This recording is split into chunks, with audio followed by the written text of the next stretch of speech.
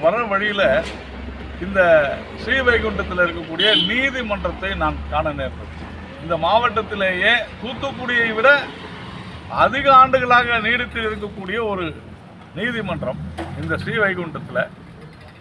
ஆனால் அந்த ஸ்ரீவைகுண்டத்தில் இருக்கக்கூடிய அந்த நீதிமன்றத்தை நாம் பார்க்கும் பொழுது ஏதோ ஒரு அந்த காலத்து திரைப்பட செட்டு மாதிரி இருக்குது. எப்போது வேண்டுமானாலும் இடிந்து விழக்கூடிய ஒரு நிலைமையில் அந்த நீதிமன்றம் இருக்கிறது. இது ஒரு அநீதி. அந்த நீதிமன்றத்திற்கே அநீதி இழைக்கக்கூடிய ஒரு செயலை இந்த அரசாங்கம் செய்து கொண்டிருக்கிறது. இதற்காக நிதி ஒதுக்கப்பட்டும் கூட இது குறித்து நடவடிக்கை எடுக்காத ஒரு அரசு இருந்து என்ன பயன் என்று தான் நாம் கேட்கிறோம்.